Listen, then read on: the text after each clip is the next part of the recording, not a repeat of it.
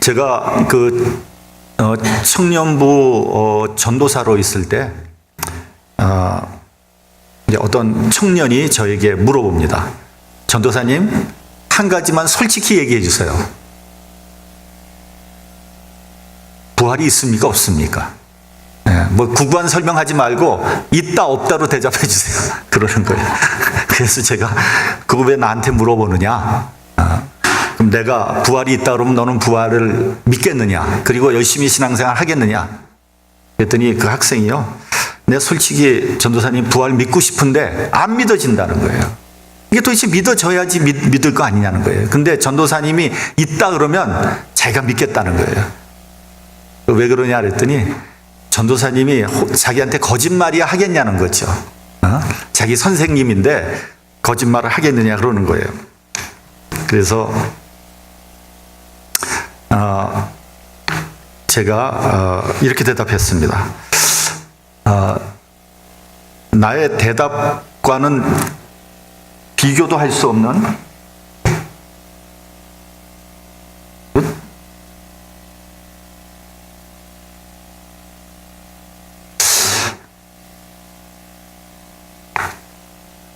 나의 대답과는 비교도 할 수 없는 하나님의 말씀을 믿어라. 성경은 뭐라고 쓰여 있니? 예수께서 부활하셨다는 것을 그대로 기록하고 있지 않니? 왜 성경은 믿지 않고 이 보잘것없는 전도사의 말을 믿으려고 하느냐? 그리고 전도사보다 만 배나 더 위대한 사도 바울은 고린도 전서에서 이렇게 말했단다. 만일 부활이 없다면 그리스도도 다시 살지 못하셨고, 부활이 없다면 우리의 전파하는 것도 헛것이요 우리의 믿음도 헛것이며, 우리가 하나님의 거짓 증인으로 발견되었을 것이며, 만일 부활이 없다면 우리가 여전히 죄 가운데 있을 것이요 또한 그리스도 안에 잠자는 자들도 망하였을 것이다. 만일 부활이 없다면 우리는 모든 사람 가운데 더욱 불쌍한 자라고 했다. 그렇습니다. 부활은 기독교의 알파와 오메가입니다. 부활이 없다면 기독교는 그야말로 안고 없는 찐빵이고요, 쓰러질 거예요. 부활이 없다면 우리는 정말로 불행한 자입니다. 우리가 무엇 때문에 고생하고 헌신하고 손해보고 희생할 이유가 뭐가 있겠습니까? 부활이 없다면 기독교는 무너지고 말 것이요 교회는 문을 닫아야 할 것입니다. 아니, 부활이 없다면 애초에 교회가 세워지지도 않았을 것입니다. 왜냐하면 수많은 사람들이 부활 때문에 목숨을 잃었거든요. 순교를 했거든요. 그러므로 부활은 믿어도 되고 안 믿어도 되는 것이 아니라 반드시 믿어야 하는 것입니다. 그래야지 우리는 부활을 믿어야지 기독교인이라고 말할 수 있는 거예요. 부활을 믿지 않으면 그리스도인이라고 얘기할 수 없습니다. 종교인이라고는 얘기할 수 있겠죠. 물론 그 청년이 저에게 부활에 대해서 물어본 그 이유를 제가 알고 있어요. 아까도 말씀드렸지만 청년은 부활을 믿을 수가 없었던 겁니다. 도무지 논리적으로 과학적으로 믿어지지 않는 거예요. 그럼에도 불구하고 마음 한편에는 부활을 믿고 싶은 마음이 있었던 것이죠. 여러분, 저는 부활을 의심하는 것 자체를 나쁘다고 생각하지 않습니다. 오히려 부활을 믿지 않는 것은 당연한 일입니다. 어떤 분들은 무조건 믿으라고 합니다. 아니, 믿어져야지 무조건 믿지요. 믿어지지 않는 걸 어떻게 믿겠습니까? 또 어떤 분은 믿습니다 합니다. 그런데 그것은 오히려 믿지 않는다는 것을 나타내는 이야기일 뿐입니다. 심리적으로 자기 체면을 거는 거예요. 내가 믿습니다 하면 믿어지겠지. 네. 여러분, 믿음은 저는 의심으로부터 시작한다 이렇게 생각합니다. 의심을 극복하고 믿었을 때 그 믿음이 굳건해지고 흔들리지 않는 것이지, 무조건 믿었다가 나중에 의심과 회의가 생기면 어떻게 하겠습니까? 그때 가서 어떻게 하겠냐고. 저는 정말 그런 사람을 봤어요. 병원에서 정말 아파서 이제 뭐 오늘 내일 하는데 저한테 그걸 물어보는 거예요. 목사님, 정말 내세는 있습니까? 천국이 있는 겁니까? 이제 와서 그걸 물어보면 어떡하냐고요. 지금 당장 죽게 됐는데 이제 와서 천국 물어보면 어떻게 하자는 거예요. 미리 거기에 대해서 자기가 깊이 생각해보고 하나님 앞에 기도해보고 은혜를 받아야지. 오늘 본문에 나오는 도마는 의심하는 사람의 대명사 같은 사람입니다. 그러나 그는 그 의심을 극복하고 나중에 부활신앙으로 순교까지 한 사람입니다. 여러분, 도마만 의심한 것은 아닙니다. 다른 제자들도 전부 다 의심했어요. 복음서를 보면 예수님의 부활을 제일 먼저 본 사람은 누굽니까? 막달라 마리아였어요. 막달라 마리아는 주님께서 부활하셨다는 사실을 제자들에게 알립니다. 그런데 제자들은 전부 다 믿지 않았어요. 누가복음을 보면요, 예수께서 부활하셨다는 말을 듣고 사도들은 허탄하게 생각하고 믿지 않았다, 이렇게 되어 있습니다. 그러니까 여러분, 인간의 논리나 상식으로는 이해할 수 없다는 겁니다. 믿을 수 없다는 거예요. 그래서 의심하는 것은 지극히 정상이다 하는 것을 성경은 말씀하고 있는 겁니다. 여러분, 제가 이게 성경을 보면요, 주님께서 부활하셨다, 그걸 즉시 믿은 사람은 한 사람도 없는 것 같아요. 그러니까 여러분들이 지금도 부활을 의심하는 사람이 있다면 그것은 믿음이 없는 것이지 정상적인 사람이라는 것을 여러분들은 꼭 기억하시기 바랍니다. 여러분, 성경은요, 부활에 대해서 논리적으로 과학적으로 설명하려고 하지 않습니다.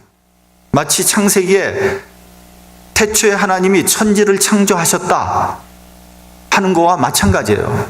이것을 어떻게 설명하고 어떻게 증명할 수 있겠습니까? 그냥 성경은 이 사건에 있는 그대로 기사를 쓰듯이 담담하게 쓰고 있을 뿐입니다. 믿고 안 믿고는 각자에게 달려있는 거예요. 안식 후 첫날, 주일날 이른 아침에 막달라 마리아는 예수님의 무덤을 찾아갔습니다. 근데 주님의 시신이 없어진 거예요. 마리아는 이 사실을 베드로와 요한에게 알립니다. 그 소식을 듣고 베드로와 요한은 무덤으로 달려갑니다. 근데 보니까 진짜 예수님의 시신이 없는 거예요. 그리고 수건과 세마포만 잘 개켜져 있는 거예요. 두 제자는 할 일 없이 집으로 돌아갔어요. 저는 이 부분에서 굉장히 제자들이 마음에 들지 않아요. 예수님의 시신이 없으면 시신을 찾으려고 해야죠. 수소문을 해봐야 되는 거 아닙니까? 그냥 아무런 조치도 취하지 않고 그냥 집으로 돌아가 버렸어요. 어떻게 그렇게 할 수 있습니까?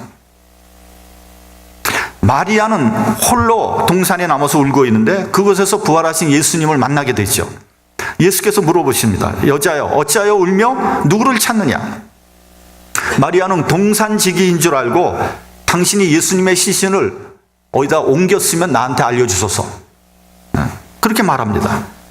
예수께서 마리아야 하니 그제서야 예수님인 걸 알고 라보니여, 다시 말하면 선생님이라는 뜻이었습니다. 장면이 바뀌어서 그날 저녁이 됐어요. 제자들은 유대인들이 두려워서 모인 곳에 문들을 다 닫았습니다. 예수님 죽고 난 다음에 제자들은 두려웠어요. 왜냐하면 예수님을 죽였으니 그 다음은 자기들 차례라고 생각한 거죠. 자기들을 색출해서 죽일 것이다 이렇게 생각하고 사방의 문들을 다 닫고 벌벌 떨고 있었어요. 그토록 믿었던 예수님이 죽으셨어요. 제자들은 너무 두려웠어요. 절망했습니다. 바로 그때 예수께서 노크도 하지 않고 다 문들이 닫혀 있는데 거기를 슬며시 들어오셔서 그들 가운데 서서 말씀하셨습니다. 너희에게 평강이 있을지어다. 예수께서 부활해서 나타나신 겁니다. 절망이 기쁨으로 변했고요, 불안과 걱정이 평강으로 변하는 순간이었습니다. 그리고 예수께서 손과 옆구리를 보여주셨어요. 이 말은 예수께서 육체로 부활하셨다는 것을 말씀하는 겁니다. 누가복음 24장 39절에는 영은 몸이 없지만 나는 있다 이렇게 말씀하셨습니다. 그리고 제자들과 함께 식사를 하셨습니다.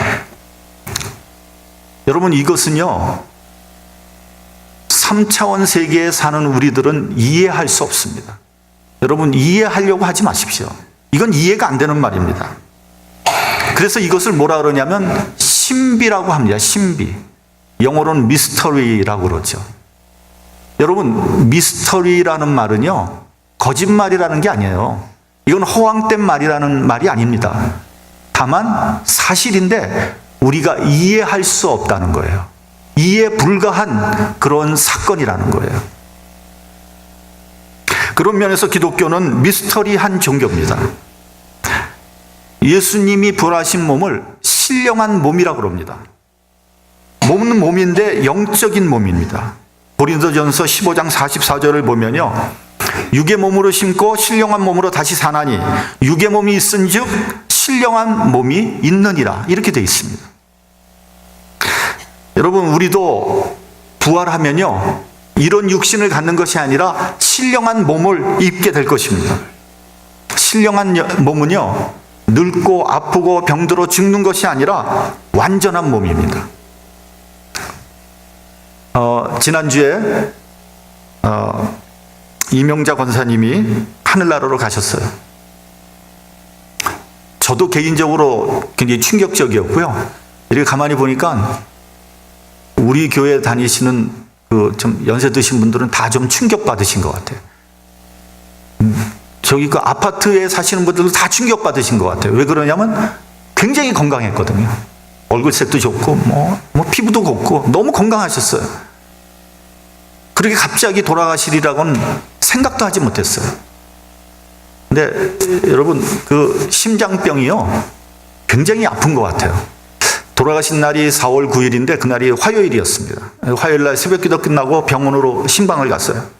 병원 가가지고 딱 보는데 그 권사님이 너무 아파하시는 거예요. 막 어쩔 줄을 몰라 하세요. 너무 괴로워하시니까 그 노련한 그 간호사가 막 바쁘게 움직이더라고요. 그러고 그냥 1시간에 한 번씩 몰핀 주사를 놓는 거예요. 그러니까 몰핀을 넣으면은 그 순간에는 조금 좀 약간 릴렉스 하시는 것 같은데 곧 또 그냥 아픔을 호소하는 거예요. 그 심장병 그렇게 아픈지 몰랐어요. 근데 그러고 난 다음에 저도요, 좀 심장이 좀 이상한 것 같아요. 그래서 제가 한국 갔다 오면은 심장 검사를 좀 받고 싶어. 이게 멀쩡한 사람이 그렇게 돌아가셨으니까 나도 이상하지 않나?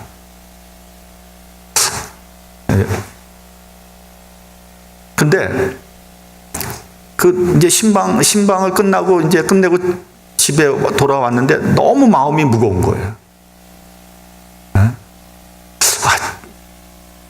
저렇게 언제까지 저런 고통을 당하며 살아야 되나? 정말 살아나지 못한다면 차라리 빨리 가시는 게 좋을 것 같다. 그런 생각을 하고 있는데 병원에서 전화가 왔어요. 그때 한 오후 4시 정도 위독하시다는 거예요. 병원으로 뛰어갔어요. 뛰어가서 의료진하고 얘기를 했어요. 의료진이 오늘 밤을 넘기기 어렵다는 거예요. 그래서 그 말을 들은 순간 거기서 이제 마지막 임종 예배를 드렸습니다. 그러고 난 다음에 오후 7시에 돌아가셨어요. 저는 속으로 차라리 잘 됐다. 하나님의 자비다. 저렇게 오래 끓으면 얼마나 고통스럽겠어요.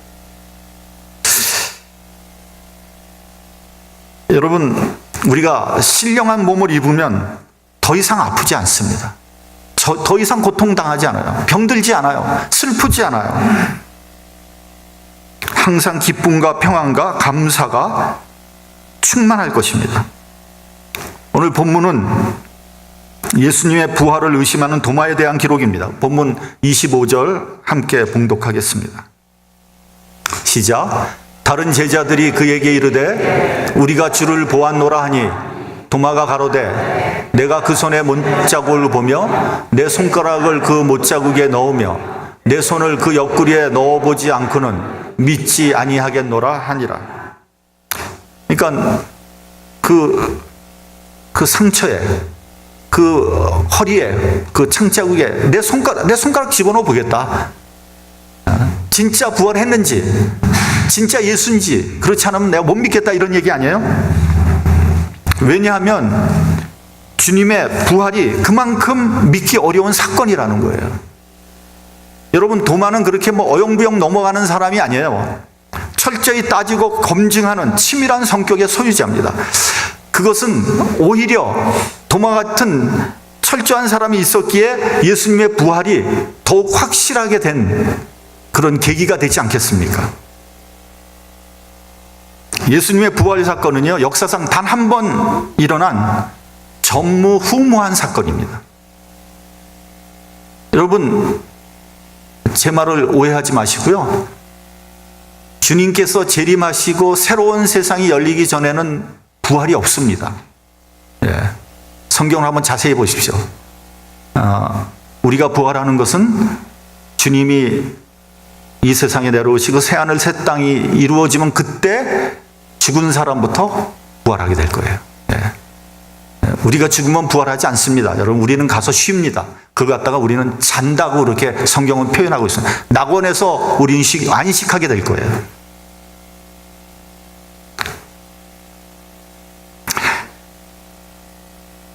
나사로가 다시 살아난 것과 주님의 부활과는 질적으로 다른 사건입니다. 우리가 성경을 보면 이렇게 부활한 사람들이 몇 있습니다. 예수님이 고쳐주시고 또 사도 바울도 죽은 사람 고치고 뭐 엘리야도 있습니다. 근데 그거하고 예수님의 부활하고는 질적으로 다른 거예요. 어떤 사람이 그러더라고요. 한 번 죽기도 힘든데 여러분 죽는 게 얼마나 힘듭니까? 근데 나사로 같이 두 번 죽는 거 그래서 다시 살아나는 걸 원하지 않는다는 거예요. 일리가 있는 말이라고 생각합니다. 여러분, 도마는 왜 주님의 부활을 믿지 못한 것일까요? 그리고 왜 우리는 주님의 부활을 믿지 못하는 것일까요? 한 세 가지 정도 저는 생각해요. 첫째, 사람은요, 자기가 경험하지 못한 것은 믿으려고 하지 않습니다. 그게 사람의 속성이에요. 예. 여러분, 우리는 지금 공감의 시대를 살고 있죠. 공감이란 건 모든 사람들이 우리가 같이 함께 느끼는 공통 분모라는 얘기 아니겠어요? 그러니까 설교를 할 때도 설교를 하는 사람과 듣는 사람이 공감해야지 그 설교가 좋은 설교잖아요. 아니 내가 설교 굉장히 잘해요. 근데 듣는 사람이 아무도 공감하지 않아. 그건 좋은 설교가 아니에요. 근데 이 부활이란 토픽은 공감할 수가 없는 토픽입니다. 왜냐하면 내가 경험하지 못하니까. 그래서 여러분, 부활은요, 그 당시에도 믿기 어려운 사건이었을 뿐만 아니라 지금도 믿기 어려운 사건이에요. 경험이 안 되니까 믿지 못하는 거예요. 둘째는 서로 차원이 다른 거예요. 그래서 믿기 어려운 사건이에요. 우리와 같이 지금 3차원의 세계를 살아가고 있는 사람들은요, 4차원, 5차원 세계 모릅니다. 이해가 안 되는 거예요. 근데 지금 과학적으로요, 과학자들은 이론적으로 11차원의 세계까지 있다는 거예요. 11차원. 여러분, 상상이 됩니까? 아니, 4차원, 5차원도 이해가 안 되는데 11차원까지 있다는 거예요, 지금 과학적으로. 아인슈타인은요, 상대성 이론과 블랙홀이라는 개념을 발표했어요. 근데 그 발표할 때는 아무도 그거 믿지 않았습니다. 아니, 아무도 이해하지 못했어요. 근데 과학이 발달됨으로써 아인슈타인의 이론이 증명이 돼 나가고 있죠. 지금 거의 다 증명이 됐죠. 얼마 전에 세계 각국의 그 망원경을 총동원해서 블랙홀 사진을 찍은 거가 뉴스에 나왔습니다. 어떻게 찍었는지 잘 모르겠어요. 복잡하더라고요. 저 이해가 잘 안 가더라고요.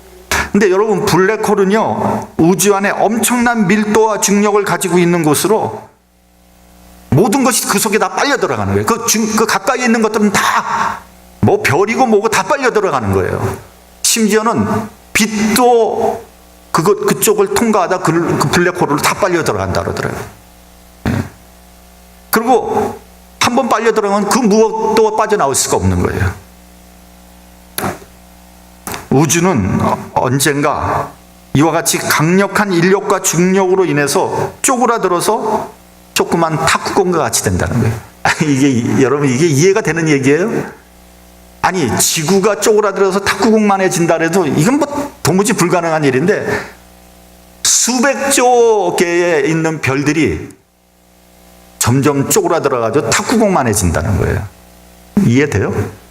이해가 되면 이상한 거예요. 여러분, 이해가 되면 미친 사람이에요. 근데 이거는 엄연한 과학적인 사실이에요.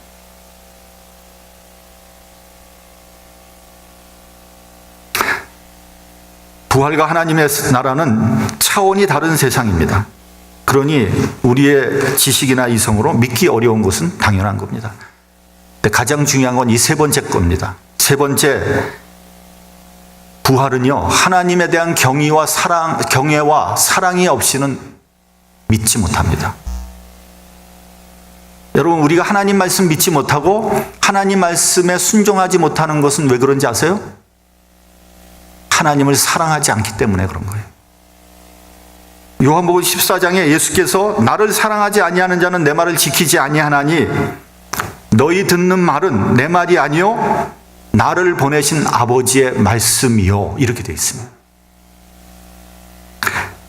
여러분, 하나님을 신뢰하고 사랑한다면 부활을 믿지 못할 이유가 없습니다. 하나님을 믿는다면 하나님께서 태초에 우주를 창조한 거 믿지 못할 이유가 전혀 없는 거예요. 이 세상 말로 팥으로 메주를 쓴다고 해도 믿는다, 그런 말이 있잖아요. 왜 믿을까요? 그 사람을 믿으니까, 그 사람을 사랑하니까, 그 사람이 무슨 말을 해도 믿는다는 거예요. 결국 뭐가 문제냐? 사랑의 문제입니다. 세상 사람들은 하나님을 사랑하지 않습니다. 그러니 부활 사건을 믿지 못하는 것은 너무나 당연한 일이에요.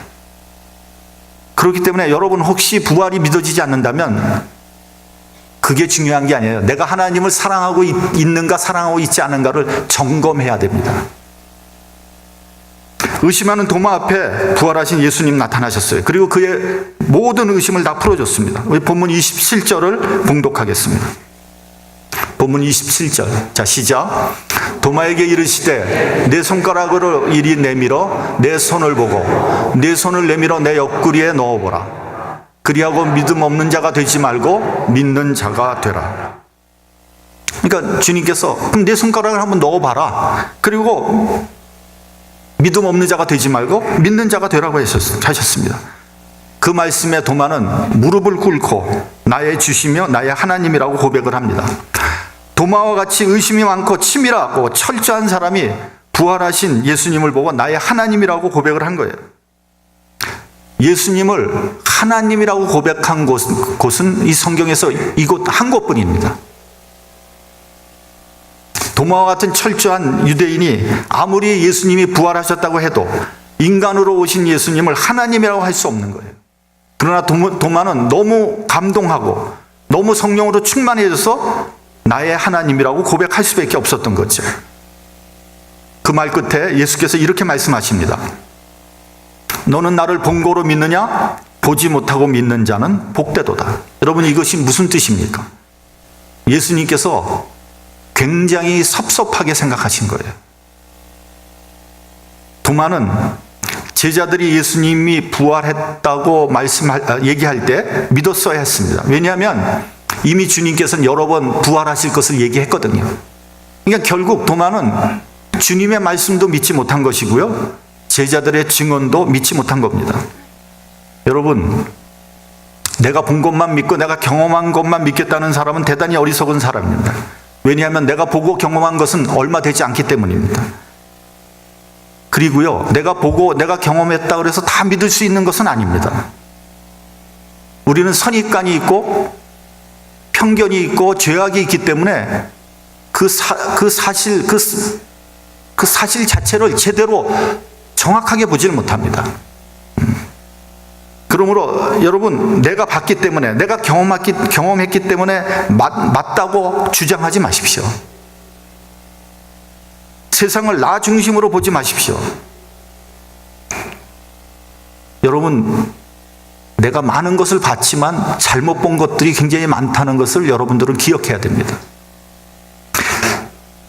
누가복음 17장을 보면요, 문둥병자 10명이 예수를 만나서 멀리 서서 소리를 지릅니다. 예수 선생님이여, 우리를 긍휼히 여기소서. 이게 무슨 말입니까? 나의 문둥병을 고쳐주소서, 이런 말 아닙니까? 예수님은 가서 제사장에게 너희 몸을 보이라고 했습니다. 이 말은 너희 병을 내가 고쳐줬다, 이런 말입니다. 그래서 그들은 가다가 깨끗함을 받았어요. 가다가 보니까 내 문둥병이 고쳐졌어요. 그런데 그 10명 중에 오직 한 사람만 와서 주님 앞에 무릎을 꿇고 경배하고 하나님께 영광을 돌렸습니다. 그 사람이 사마리아인이라는 거 아니에요? 나머지 9명은 자기가 병 고침을 받았어요. 자기가 경험을 했어요. 근데 주님께서 고쳐주셨다는 것을 못 믿은 거예요. 안 믿은 거예요. 자기가 경험했는데도 믿지 않은 거예요. 결국 여러분, 우리는 다른 사람의 경험, 간접 경험을 통해서 믿게 되는 거예요. 성경도요, 성경을 우리가 믿잖아요. 어찌 보면 그것은 간접 경험입니다. 내가 본 것, 내가 경험한 것도 물론 중요하지만 믿음이라는 것은 대부분 간접 경험을 통해서 믿게 되는 겁니다. 예를 들면 여러분, 담배가 해롭다는 거 모르는 사람이 어디 있어요? 그걸 꼭 경험해야지 알겠습니까? 우리나라에 그 고 이주일이라는 유명한 코미디언이 있었잖아요. 이 사람이 담배를 하루에 몇 각씩 피웠다 그러더라고요. 그 결국 폐암에 걸려서 세형 선고를 받았어요. 그리고 난 다음에 이 사람이 광고에 나와서 뭐라 그러냐면, 여러분은 나같이 담배 피워서 이렇게 폐암 걸려서 죽지 마십시오. 이걸 광고했다는 거예요. 어리석은 짓이죠. 그렇게 될 줄 몰랐습니까? 꼭 경험을 해봐야 알겠습니까? 그러니까 여러분, 우리는 간접 경험을 통해서도 얼마든지 알 수 있고 믿을 수 있는 거예요. 마지막으로 부활을 대하는 우리들의 자세입니다. 첫째는 이 부활을 역사적인 사건으로 받아들이는 사람이 있어요. 히스토리컬 이벤트로 받아들입니다. 제자들이 바로 그랬어요. 요한복음 21장을 보면요, 예수님의 부활을 보고 경험한 베드로, 요한, 야고보, 또 거기에는 도마도 들어갔습니다. 나다나엘, 그리고 나머지 두 제자가 갈릴리 호수에 고기 잡으러 갑니다. 이들은 예수님의 부활을 자기가 직접 경험을 했어요. 봤어요. 역사적인 사실이라는 거 알아요. 그런데 그 사실이 나의 신앙과는 아무런 관계가 없었던 거예요. 나의 삶이 변화되지 않았어요. 오히려 먹고 살기 위해서 갈릴리에 가서 고기잡이를 한 거예요. 어부로 변신했습니다. 여러분, 교회에서도 그런 사람 너무 많아요. 나 부활 믿습니다. 나 부활 믿는다 그러는데 내 신앙하고는 아무런 상관이 없어요. 변화되지 않아요. 똑같아요. 그게 무슨 부활을 믿는 겁니까? 그냥 역사적인 사실만 받아들이는 거죠. 두 번째는 부활을 신앙 사건으로 보는 겁니다. 페이스 이벤트로 보는 거예요. 마가의 다락방에서 120명의 성도들이 모여서 기도할 때 성령이 임했습니다. 그리고 그들은 부활의 증인이 되었습니다. 증인이란 순교자라는 거예요. 부활을 위해서 피를 흘리고 내 목숨을 거는 거예요. 예수님의 부활이 나의 부활이 된 것입니다. 그런 사람이 진정한 부활의 증인이죠. 반드시 나의 삶이 변해야 돼요. 나의 목표가 변해야 돼요. 나의 가치관이 변해야 되는 겁니다. 그래야지 그 사람이 부활을 부활로 받아들이는 거예요. 부활신앙이 되기 위해서는 반드시 성령의 역사가 필요한 겁니다. 베드로전서 1장에 보면요, 예수를 너희가 보지 못하였으나 사랑하는도다. 이제도 보지 못하나 믿고 말할 수 없는 영광스러운 즐거움으로 기뻐하니 믿음의 결국 곧 영혼의 구원을 받음이라고 되어 있습니다. 예수를 보지 못했어요. 그러나 사랑해요. 지금도 보지 못해요. 그러나 믿어요. 그 믿음의 결국은 영혼의 구원이라고 말씀하고 있는 것. 도마는 내 눈으로는 보지 않고 내 손으로 만지지 않고는 믿을 수 없다고 했지만 그 편견과 고집은 무너지고 말았습니다. 그리고 그는 인도로 가서 복음을 전파하고 부활의 증인이 되었어요. 전승에 따르면 원주민에게 붙잡혀서 가죽이 벗기우는 죽임을 당했다고 합니다. 인도에 가면 지금도 도마의 무덤이 남아 있습니다. 여러분, 의심은 죄가 아닙니다. 의심을 통해서 진정한 믿음으로 나가게 되는 겁니다. 그러나 여러분의 의심과 여러분의 편견의 벽은 무너져야 됩니다. 그렇지 않으면 여러분들은 부활의 증인이 될 수 없습니다. 부활의 신앙을 가질 수 없어요. 만약에 내가 예수님의 부활을 믿는다면 나의 삶이 반드시 변화돼야 됩니다. 부활 신앙을 체험할 때 여러분들은 진정한 증인이 될 수 있는 겁니다. 저와 여러분, 말로만 부활 신앙 하지 말고 부활 신앙이 곧 나의 신앙이 되기를 주님의 이름으로 축원합니다. 기도하겠습니다.